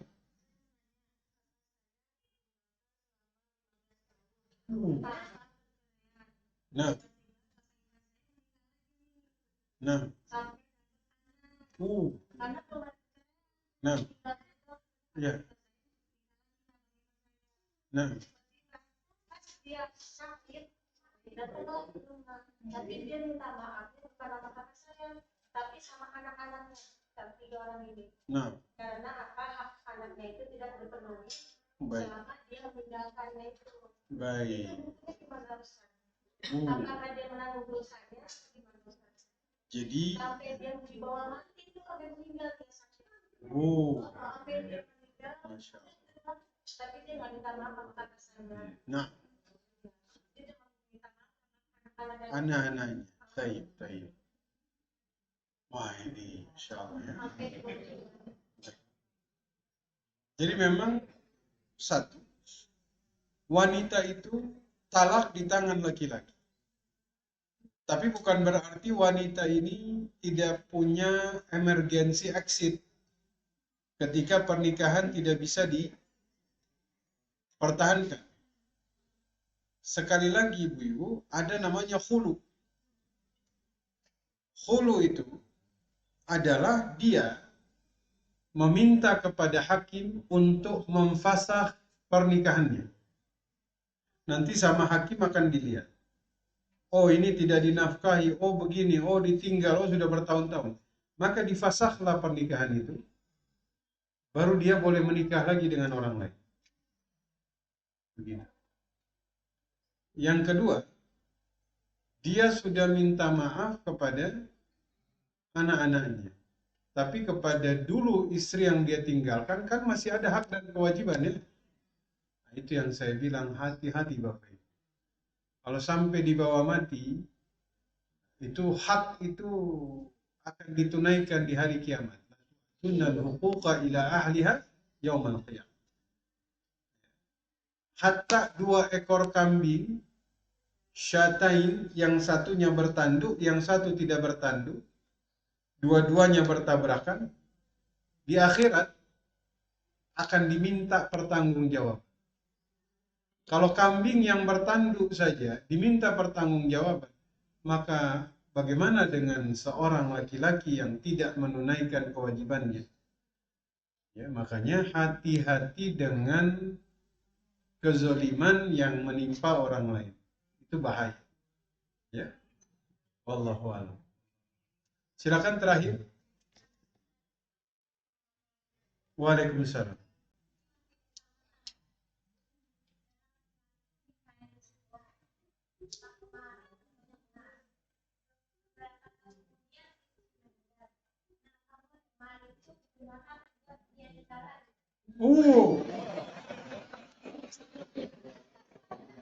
Siap, siap.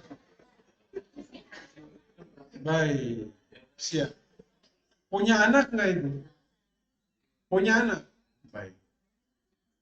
Mahar itu punya istrinya, suaminya nggak boleh menggunakan kecuali keridhaan istri.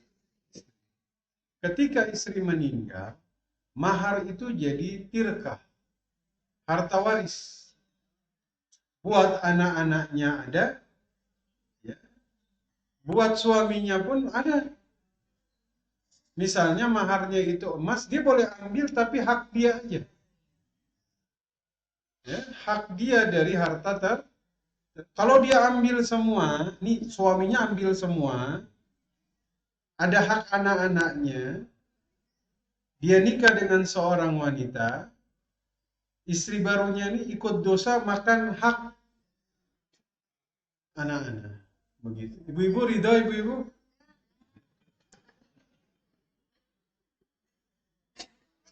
Tapi ini kasusnya istimewa ini.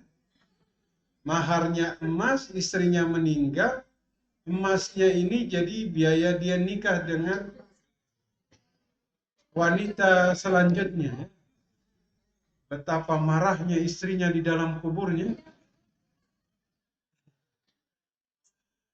Maharnya diambil buat, intinya kalau jadi harta warisan dia hanya boleh ambil bagiannya. Monggo dia mau menikah silahkan, tapi bagian dia aja. Jangan semuanya, karena ada hak, apalagi istrinya masih punya orang tua. Orang tua juga punya hak. Sama-sama ya. Wallahu a'lam. Baik, Bapak Ibu, jangan lupa kita ikuti kajian beliau berikutnya tentang hak-hak lelaki di dalam rumah tangga. 2 sesi apa 1 sesi, Ustaz? 2 sesi. 2 sesi juga panjang rupanya. Baik, kita tutup dengan doa kafaratul majelis. Subhanaka Allahumma wa bihamdika asyhadu an la ilaha illa